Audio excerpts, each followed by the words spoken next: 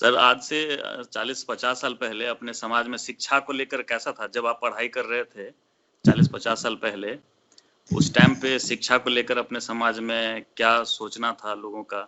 उस टाइम पे तो उस टाइम पे तो इतना हायर एजुकेशन नहीं करवाते थे लोग, लेकिन फिर भी आप पढ़ाई किया। हाँ, हम तो वही दरभंगा से MBBS DOMS किए और इसके बाद सरकारी सेवा में रहे और सिविल तो बतेबे किया आपको, सिविल सर्जन के पद से रिटायर किए हैं खगड़िया से जी। हाँ, बिहार झारखंड में मेरा 2 जगह कार्य क्षेत्र रहा। झारखंड में भी बहुत दिन रहे और बिहार में भी 2 स्टेट में हमारा काम हुआ और अभी भी काम चल रहा है। ओके सर, ठीक है। तो उस टाइम पे सर शिक्षा में भेदभाव अभी भी है या पहले के जैसा गांव सब में स्पेशली? हाँ, गांव की स्थिति तो अभी भी बहुत गंभीर है। हमारे बच्चे चाय के दुकान में काम करते हैं और वे दुकान में काम करते हैं, कोठी बाड़ी में काम करते हैं, खाना बनाते हैं अभी भी। लेकिन पहले से थोड़ा इम्प्रूव हुआ है, ये बात को हम अभी भी मानते हैं कि पहले से बहुत इम्प्रूव हुआ है। उसको और भी इम्प्रूव कराने की ज़रूरत है। सारे बच्चे पढ़े लिखे और ये जो काम है दुकान का काम या कोठीबाड़ी का काम उसको छोड़ दें। जब शिक्षित होगा तो स्वाभाविक है, नेचुरली है कि सब लोग अपना अपना काम में लग जाएगा, बिजनेस करेगा, बड़ा काम करेगा। काहे के लिए कोठीबाड़ी का काम करेगा, काहे के लिए चाय बेचेगा, चाय के दुकान में काम करेगा। तो अभी भी काम करने की ज़रूरत है। आप लोग अभी यंग हैं तो अपने बच्चों को भी अच्छा एजुकेशन दीजिए और समाज के भी बच्चों को भी टेलीफोन से जैसे तैसे जब भी गाँव आते हैं उस समय मीटिंग ऑर्गेनाइज कीजिए। आप जब आइए तो हमको कहिए, अपने गांव में मीटिंग रखिए, वहाँ भी हम सब लोगों को बुलाएंगे, सब लोगों को शिक्षित करेंगे, पढ़ाएंगे। वो काम सब अभी चल रहा है। अभी हाल ही में वहाँ सरसोपाही वहाँ क्योटी में मीटिंग हम लोग रखने जा रहे हैं। क्योंकि लॉकडाउन हो गया तो हम लोग इसको मीटिंग को आगे बढ़ाए। लेकिन जैसे ही लॉकडाउन खत्म होगा तो वहाँ पर प्रशिक्षण शिविर है, उस समाज के सारे लोगों को बुला करके उसको प्रशिक्षण देंगे कि कैसे तुम तकलीफ सह के भी, कठिनाई सह के भी एक रोटी खाओ लेकिन बच्चों को पढ़ाओ, आधे रोटी खाओ लेकिन बच्चों को पढ़ाओ। इस सब को करते अपना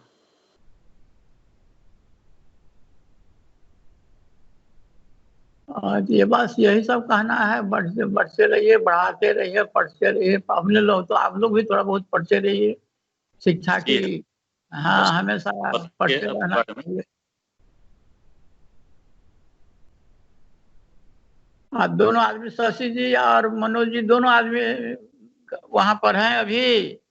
मुकेश जी और शशिधर जी दोनों आदमी हैं। दोनों अलग अलग हैं सर। हम दिल्ली में हैं, मुकेश जी झज्जर हरियाणा में हैं। हाँ, वो तो मालूम है कि हरियाणा में है। आप कहाँ हैं? हम दिल्ली में हैं। हाँ, आपका भी फोटो तो देख रहे हैं लेकिन एक उनका मुकेश जी का फोटो नहीं देख रहे हैं। अच्छा, आ रहा होगा बगल वाले में, देखिए बगल नीचे या ऊपर में देखिए, साइड में बनता है 2 अलग अलग स्पेस, उसमें आ रहा होगा। हाँ, वो शशि जी चश्मा लगाए हुए हैं। नहीं, मैं मुकेश लगाए हुए। हम बिना चश्मे के हैं। अच्छा अच्छा अच्छा। अच्छा सर, एक चीज और बताइए। आप कह रहे थे कि जो है आरक्षण के लिए जो है आप लोग जो है बहुत मतलब संघर्ष किए। हम कुछ चीज देख रहे थे, आपका शैलेंद्र जी के साथ काफी मतलब वो रहा आरक्षण के मुद्दे पे कि आप, हम देख रहे थे कि मधुबनी में भी जो है दिसंबर में 2015 में आप लोगों ने जो है आरक्षण के लिए जो है आंदोलन किया था। और उसके बाद 2015 में ही शैलेंद्र जी ने एक मेमोरेंडम भी दिया था मुख्यमंत्री को, प्रधानमंत्री को भी दिया था। तो इसके ऊपर आगे कोई काम नहीं बढ़ पाया या सरकारी तौर पे कुछ नहीं बढ़ पाया इस पे। एक चीज और जोड़ना चाहेंगे, 15 मई 2012 को लालू यादव जी ने जो है संसद में खड़े होकर ये कहा था कि धानुक जाति को जब बिहार सरकार ने अनुशंसा कर दिया है कि एसटी में डाला जाए, तो फिर भारत सरकार जो है अभी तक क्यों नहीं डाल रही है। वो भी एक स्टेटमेंट था लालू यादव जी का जो है पार्लियामेंट में खड़े होके। तो ये चीज आगे बढ़ क्यों नहीं पाया जब आप लोग इतने सालों से लड़ रहे हैं।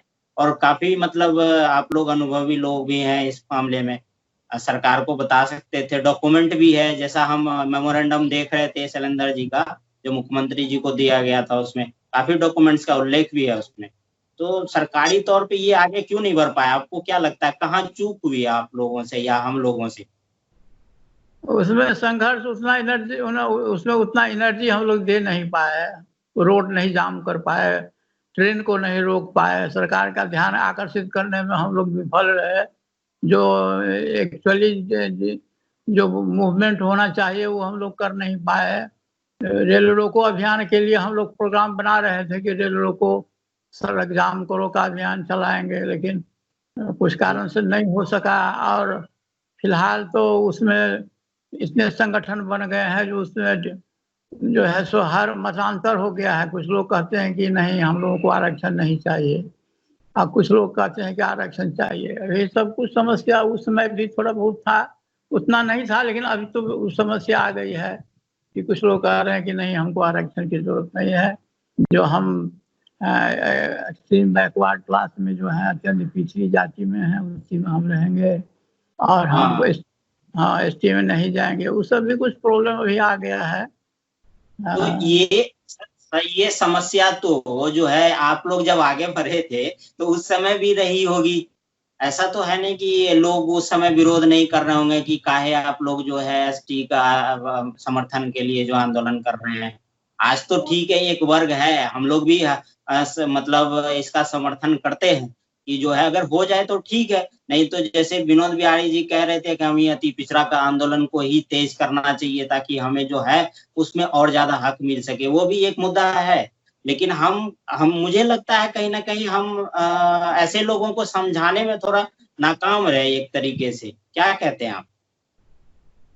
नहीं समझाने में नाकाम या नहीं रहे, आंदोलन को तेज करने की जरूरत है। उसमें भी जो है तो अभी वो आंदोलन बंद नहीं हुआ है, उसमें हम लोग सक्रिय हैं ही और उसको बढ़ा रहे हैं, दूसरे रूप में ले जा रहे हैं उसको शिक्षित करके सब लोगों को उस आंदोलन को और तेज करिए रहे हैं। हम लोग लगे हुए ही हैं। तब वही है कि थोड़ा विरोधाभास हो गया है, वो मामला जो है सो ठंडा नहीं हुआ है, वो मामला वो मैटर अभी चल ही रहा है। लेकिन वही है कि अब दो भाग हो गया है कि कुछ लोग कहते हैं कि कष्ट उठाना पड़ा, क्योंकि हम लोग भी थोड़ा सा कमजोर परिवार से ही थे, तो बहुत कष्ट उठाना पड़ा। लेकिन सबको चलने का अपना जो है सो एक मूवमेंट होता है, अपनी पॉलिसी होती है, उस पॉलिसी के तहत हम आगे बढ़ते गए। और हमने अभी भी समाज के सभी वर्गों को साथ लेकर चलने की हमें आदत है। अभी भी हम यहाँ प्रैक्टिस करते हैं तो सारे समाज के लोग आते हैं, सारे सबको लेकर के चलते हैं। इसलिए हमको उतनी दिक्कत नहीं हुई जितनी कि लोग सोचते हैं कि नहीं नहीं छोटे समाज के धार्मिक समाज के डॉक्टर बन जाएगा, कैसे बन जाएगा, क्या करेगा। तो इसमें हमको ज्यादा दिक्कत नहीं हुई। हम बढ़ते गए, पीछे मुड़ करके हम कभी देखे ही नहीं कौन क्या बोलता है, कभी हम सुने ही नहीं, हम आगे ही बढ़ते गए। इसी में एक चीज और जुड़ता है कि आप ऐसे बच्चों को जो अभी पढ़ाई कर रहे हैं, मतलब आपको तो ये पता ही होगा कि 10वीं में भी कई सारे लोग छोड़ देते हैं हमारे समाज के, 12वीं में भी स्कूलिंग छोड़ देते हैं, आगे पढ़ना नहीं चाहते हैं, छोटी छोटी नौकरियां भी जैसे कह रहे थे आपकी बात करने लग जाते हैं। तो उनके लिए आप क्या संदेश देना चाहेंगे संघर्ष करने के लिए, ताकि जीवन उनका जो है शैक्षणिक स्तर पे और आर्थिक स्तर पे सुधर सके? उसके लिए यही संदेश है कि देखिए जब भी पढ़ाई करेगा, जब भी पढ़ाई स्टडी अध्ययन करेगा तो वो एक तपस्या है। और तपस्या करने में इंसान को काफी कठिनाइयों की दिक्कत होती है, कभी खाना है, कभी नहीं खाना है, कभी कपड़े नहीं हैं, बहुत तरह की समस्या उसमें आती है। लेकिन जो आप व्यक्ति इसको तपस्या के रूप में लेगा कि नहीं पढ़ाई एक तपस्या है, एक त्याग है, एक बलिदान है, एक जीवन को बनाने के लिए एक कठिन संघर्ष है, इसको लोग अगर हमारे बच्चे समझ जाए, उसके दिमाग में ऐसी बात आ जाए तो फिर वो तेजी से आगे बढ़ेंगे। और किसी भी तरह की समस्या तो आती ही रहेगी और आएगी ही, अभी भी है और समय हमेशा रहेगी। और अभी तो और भी सब समस्या बढ़ गई है, इसलिए कि जब हमको आज़ादी मिली उस समय हमारी 35-36 करोड़ आसपास भारत की जनसंख्या थी और आज 130 करोड़ हो गई है, तो उसमें कम्पीट करना निश्चित रूप से कम आसान नहीं है, कम संघर्ष की बात नहीं है। उसमें कम्पीट करने के लिए काफ़ी त्याग तपस्या की ज़रूरत है, काफ़ी मेहनत की ज़रूरत है, काफ़ी सूझ-बूझ की ज़रूरत है। तो निश्चित रूप से जो सारे लोगों को उसी सूझ-बूझ को, उसके मानसिकता को जगाने के लिए, उसके मन को बढ़ाने के लिए हम लोग काम कर रहे हैं और बच्चों को, सारे लोगों को, समाज को लेकर समझा रहे हैं कि नहीं, तुमको कठिनाई होगी, क्योंकि तुम हाँ, बड़ा काम करने जा रहे हो, बच्चों को पढ़ा रहे हो, कठिनाई होगी। तो निश्चित तौर पर त्याग तपस्या की ज़रूरत है, अपने आप को संघर्ष करने की ज़रूरत है, तभी हम आगे बढ़ सकते हैं। हाँ सर, ये जैसे कि एक बात और है कि माता-पिता, गार्जियन इन सब का भी समझना ज़रूरी है कि बिल्कुल। शिक्षा, उच्च शिक्षा ही अपने को आगे लेके जा सकता है।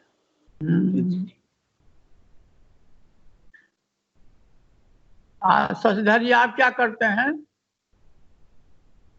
हाँ सर, अपना छोटा सा बिजनेस है वेबसाइट डेवलपमेंट का। दिल्ली में? हाँ।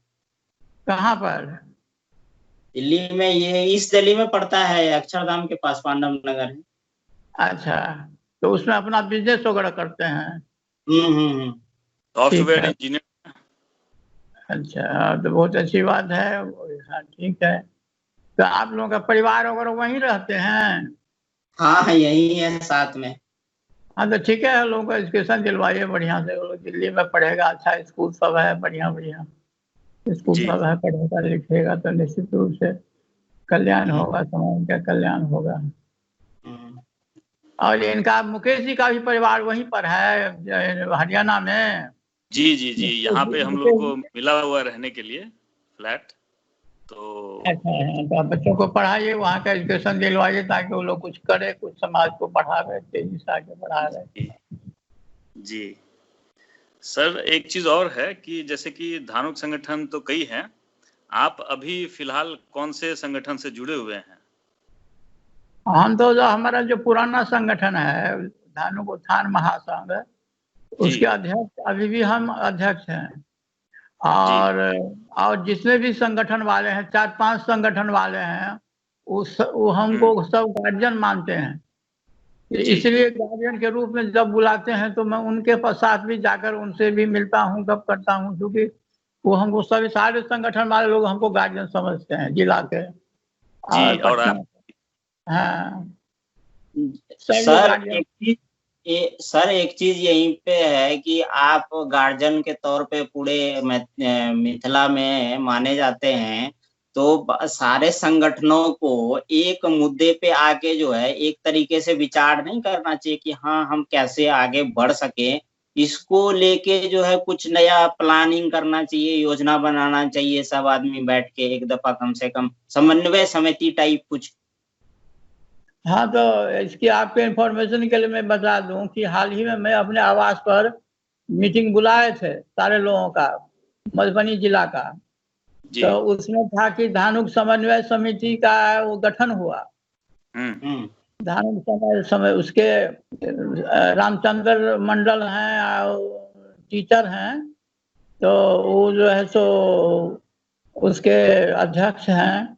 तो वो कहे कि जो हम इस विषय को लेकर के तो आगे हम बढ़ना चाहते हैं, तो हम लोग बुलाए मीटिंग, सारे लोगों को बुलाए, उत्थान महासंघ के, इसके बाद एकता महासंघ के, और भी जो है धानुक सेवा संघ के लोग आए थे। सभी लोगों ने कहा कि ना ये सही बात है, हम लोग सब मिलकर एक संगठन बना करके इस पर विचार चल रहा है। और लॉकडाउन टूटने के बाद जो है सो क्यूटी में मीटिंग रखी गई है। लॉकडाउन टूटेगा तो हम लोग वहाँ मीटिंग में जाएंगे और इस विषय पर, इसी विषय पर चर्चा चल रही है कि सारे लोग, आप लोगों को भी हम इन्फॉर्मेशन दे देंगे जब मीटिंग होगी तो लॉकडाउन टूटने के बाद। तो उससे थोड़ा रही है, वो चल रही है, वो प्रक्रिया चल रही है कि सारे लोग एक हो जाए। इसमें एक चीज हम जोड़ना चाहेंगे कि हम जो है कटिहार से बिलोंग करते हैं। एक्चुअली अगर उधर देखा जाए तो धानुक के नाम पे कोई संगठन ऐसा है नहीं जिसका मतलब वहाँ पे जो है एग्जिस्टेंस माना जाए। तो इसके लिए जो है आप रामचंद्र जी का बात किए, तो हम उनसे भी बात किए थे, विजय जी से भी बात किए थे, जो बैंक ऑफ इंडिया में हैं, और राजदेव बाबू से भी बात किए थे। उनका कहना था कि हम प्रसार करेंगे उधर भी, हम जानते हैं कई सारे लोगों को उधर, विजय जी का खास करके कहना था कि हम उधर जानते हैं। तो हम आपसे भी रिक्वेस्ट करेंगे कि सीमांचल, कटिहार, पूर्णिया, अररिया, किशनगंज, सुपौल और जो है सहरसा, मधेपुरा की तरफ भी जो है थोड़ा रुख किया जाए, ताकि जो धानुक उधर हैं वो भी जो है एक संगठन के तौर पे जो है जुड़ पाए और समाज को एक मजबूती मिलेगी। नहीं? ना सही कह रहे हैं। हाँ हाँ, उधर भी होना चाहिए, जोर शोर से होना चाहिए। वहाँ तो आप है हैं, उधर ऑर्गेनाइज कीजिए, फोन से ऑर्गेनाइज कीजिए, और तो हम लोग जाएंगे वहाँ पर, लोगों से मिलेंगे। जरूर। फोन पर आप ऑर्गेनाइज कीजिए और हम लोगों को बताइए कि हम लोग सब जाएंगे प्रोग्राम बना करके। और उधर जो सुपौल में भी हम लोग में बहुत पहले मीटिंग किए थे सुपौल में। अच्छा। हाँ, सुपौल में गए थे, मीटिंग किए थे। लेकिन चूंकि हम डॉक्टर हैं और प्रैक्टिस करते हैं, तो इसलिए हम पूरा बिहार भ्रमण कर नहीं पाते हैं। मधुबनी जिला में सक्रिय रहते हैं ज्यादा, जो बात है। लेकिन अब हम, हाँ, कहिए, अब धीरे धीरे बढ़ेंगे, आगे बढ़ेंगे निश्चित तौर पर। उधर के भी संगठन को, सहरसा, मधेपुरा, हम खगड़िया से रिटायर्ड किए हैं। हाँ, खगड़िया में बहुत दिन थे, वहाँ भी बहुत तेजी से काम चला था। हम गए थे, शैलेंद्र जी गए थे, वहाँ पर मीटिंग हुई थी खगड़िया में। और इस तरह से, हाँ, सुपौल में भी मीटिंग हम लोग किए थे। लेकिन वह कि मधेपुरा, सहरसा, इधर थोड़ा सा पिछड़ा हुआ है। हाँ, इधर उधर उतनी मजबूती संगठन में नहीं है जितनी होनी चाहिए। हाँ, कनेक्शन हम लोग आपस में स्टैब्लिश कर सकते हैं। हम अगर दूर हैं यहाँ से, तो हम फोन पे तो कनेक्ट करके लोगों को आप तक पहुंचा सकते हैं। कहने का मतलब ये है, कनेक्शन एक बार स्टैब्लिश हो गई तो हम फिर एक्सपैंड तो करने का सोचेंगे, तभी एक्सपैंड होगा। नहीं? हाँ हाँ हाँ, तो आजकल तो मोबाइल आ गया है हाथ में, अधिक लोगों के हाथ में मोबाइल है, जाने की जरूरत नहीं है। मोबाइल से कांटेक्ट कीजिए और हम लोगों को भी बताइए। तो इसी मोबाइल क्रांति की वजह से तो हम लोग इतना दूर सर बैठ के अभी आपस में फेस टू फेस बात कर रहे हैं, और क्या चाहिए। अच्छा, एक चीज बताइए, आप काफी सालों से जो है मतलब ये धानुक के लिए जो है काम कर रहे हैं, उसके बाकी एस्पेक्ट्स को देखते हुए बिहार से बाहर भी गए होंगे। आपको एक चीज कल मैंने विनोद बिहारी जी से पूछा था कि जो है हम क्या अपने बिहार के धानुकों को, आप अपने अनुभव और आपने जो किताब पढ़ा उसके आधार पर बताइएगा, क्या हम बिहार के धानुक को जो है बाकी राज्यों के धानुक के साथ रिलेट कर सकते हैं। झारखंड तो ठीक है, अपना है, कहता है कि चलो ठीक एक ही है, लेकिन हम क्या बंगाल और उत्तर प्रदेश या दिल्ली वाले धानुकों के साथ उसको देख सकते हैं अपने आप को। हाँ हाँ, क्यों नहीं, क्यों नहीं देख सकते हैं, क्योंकि जात के नाम पर तो हम सब एक हैं। उनको समझाना है, बुझाना है, जात के नाम पर हम सब एक हैं। पूरे भारतवर्ष में हम सब एक हैं, एक संगठन है, एक हैं हम पूरे भारतवर्ष में। उसमें मेन बात है कि उसमें उनके दिमाग को क्लीन करना होगा, दिमाग को साफ करना होगा। तो सब जगह पूरे भारतवर्ष में हम सब एक हैं। क्योंकि ऐसा नहीं है कि जैसे कि पटेल समुदाय है वहाँ का, महाराष्ट्र, वहाँ का गुजरात, ये हाँ गुजरात का, तो वो लोग भी एक्चुअली पटेल समुदाय भी, वो भी लोग भी धन के समाज से बिलोंग करता है, काफी डेवलप है। हमारे सरदार वल्लभ भाई पटेल थे, वो लोग भी मूलतः धानुक ही कास्ट के हैं वो लोग, लेकिन वो लोग थोड़ा सा डेवलप हैं तो अलग कर लिए, पटेल कर लिए, टाइटल पटेल बना लिए। लेकिन उस तरह से संयोजक, उस तरह से कोई पूरे भारतवर्ष के स्तर पर कोई हुआ नहीं उस ढंग का कोई लीडर, धानुक समाज का लीडर उस ढंग का कोई हुआ भी नहीं जो कि पूरे भारत को यूनाइट कर सके। जैसे कि हमारे अम्बेडकर जी हुए, जो कि पूरे भारत के जो दलित महादलित हरिजन सबको समेट लिए। तो उस ढंग का हम लोगों के कास्ट में उस ढंग के कोई लीडर डेवलप हो नहीं पाया, जिसके कारण सब छिन्न भिन्न हो गया। और छिन्न भिन्न है जो जहाँ है वो अपना है। तो नेशनल स्तर का जो अभी लीडर, हाँ, अभी आप लीडर की बात कर रहे थे। लीडर तो धनिकलाल बाबू भी अपनी ही जाति के थे, वो तो राज्यपाल तक पहुंचे मंत्री होते हुए, और मंगनीलाल बाबू भी थे, वो भी मंत्री पद तक पहुंचे।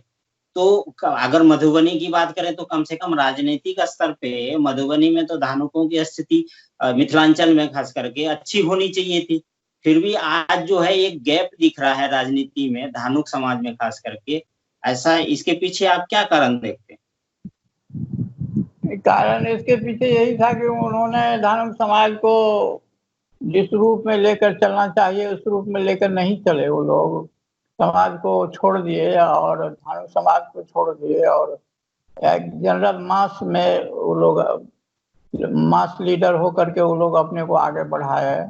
और धानुक समाज के यूनाइट करने में, धानुक संगठन को मजबूत बनाने में उन्होंने कोई भूमिका नहीं निभाई। एक भी संगठन नहीं बनाया। वो तो हम ही लोग हैं जो इधर कुछ संगठन बना कर कुछ हल्ला गुल्ला करके कुछ आगे बढ़ाए हैं। नहीं तो वो लोग तो एकदम जात के नाम पर कुछ ध्यान ही नहीं दिया और अपना जो है सो स्वार्थ का, अपना राजनीतिक स्वार्थ की पूर्ति के लिए वो जनरल मास को लेकर के चलते रहे।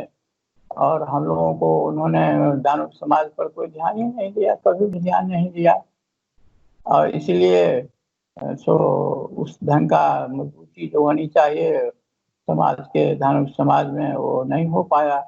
वो धानुक लीडर के नाम पर, धानुक लीडर के नाम पर कभी भी उन्होंने अपने ख्याति प्राप्त नहीं की। हमेशा वो लोग अपना जनरल एक जो लीडरशिप है उसी पर रहे। और जिसे कि धानुक समाज का रिकॉग्निशन उस समय भी नहीं हो पाया। अभी हम ही लोग जो है तो कुछ कर वो किए हैं, नहीं तो उस समय तो कुछ था ही नहीं। वो लोग तो धानुक समाज के लिए उन्होंने कुछ भी नहीं किया। अभी सर राजनीतिक तौर पर अपने समाज में कुछ लोग मैं देख रहा हूँ, जैसे देखा जा रहा है अभी कि कुछ ना कुछ तो चल रहा है। हाँ, कमी तो है राजनीतिक तौर पर अपने समाज में, आज के डेट में तो कमी तो है। राजनीति में भी जाने का जरूरत तो है। हाँ, जाना चाहिए। राजनीति में जब तक नहीं जाएगा तब तक मतलब कि जो है तो राजनीति के हर विभाग में, हर जितने भी फैकल्टीज हैं सभी में जाने की जरूरत है। राजनीति में तो आरपी मंडल गए हैं अभी हाल में, हमारे जो एमपी हैं आपको झंझारपुर के, तो आपको मालूम है जी। हाँ जी। हाँ, तो गए हैं। तो निश्चित रूप से, और जब तक लीडरशिप का मतलब थोड़े, देखिए लीडरशिप का मतलब वो होता है कि सब फैकल्टी में लीडरशिप होने से जो है तो समाज का विकास होगा।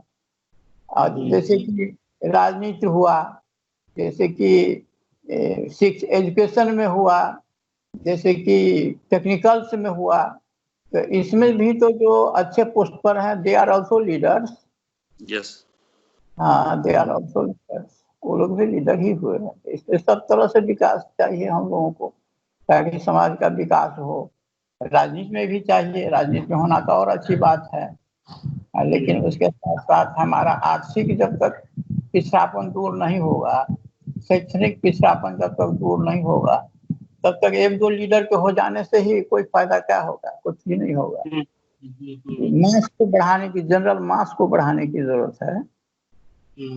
आप लोग भी लीडर हैं, आप लोग अच्छे पढ़े लिखे हैं, बिजनेस करते हैं, वो भी लीडरशिप हुआ।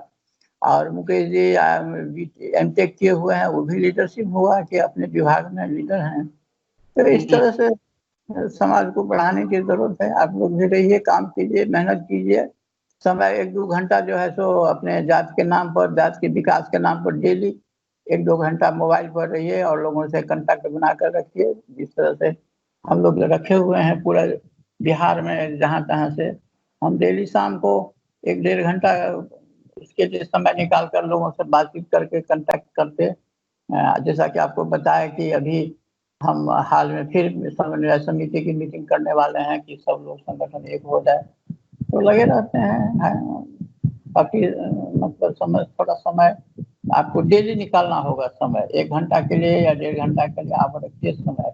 इस बीच में हम कोई काम नहीं करेंगे, जातीय विकास के लिए लोगों से कांटेक्ट करेंगे, लोगों के बच्चों को बताएंगे, लोगों की कैसे आगे बढ़ाओगे, तो तकलीफ से हो, त्याग करो, तपस्या करो, संघर्ष करो, यही सब ये सब बताएंगे तो निश्चित रूप से आपका सबका विकास होगा। हम लोग खुद भी विकसित होंगे और दूसरों को भी विकास होगा और हमारी समाज में प्रतिष्ठा बढ़ेगी। केवल लीडर बन जाने, केवल राजनीतिक लीडर बनने से प्रतिष्ठा नहीं बनेगी। जब तक जनरल मतलब कि संपूर्ण क्रांति जब तक नहीं होगा, हर विभाग में जब तक हम लीडर नहीं बनाएंगे, तब तक हमको सामाजिक प्रतिष्ठा मिलना बहुत मुश्किल है। फिर भी पहले से हम निराश नहीं हैं, पहले से सामाजिक प्रतिष्ठा हमारी बढ़ी है, निश्चित तौर पर बढ़ी है। हम यहाँ मधुबनी में हैं, काफ़ी प्रतिष्ठा है, काफ़ी प्रतिष्ठित हैं। यहाँ हम सदर हॉस्पिटल में 13 साल मेडिकल अफसर थे, 13 ईयर सदर अस्पताल में। सर, आप लीडरशिप की बात कर रहे थे।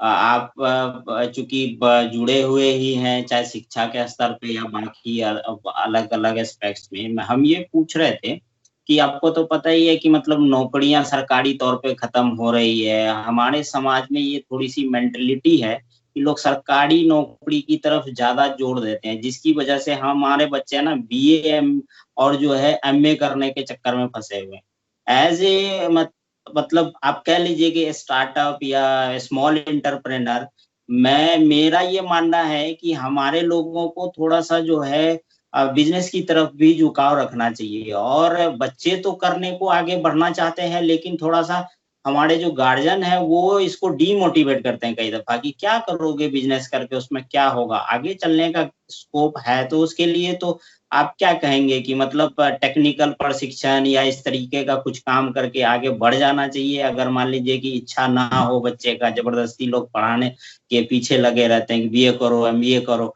और वो जो है फिर नौकरी करो सरकारी या जो भी है, परेशान रहते हैं। तो आप उसके लिए क्या कहेंगे ऐसे गार्जियंस के लिए?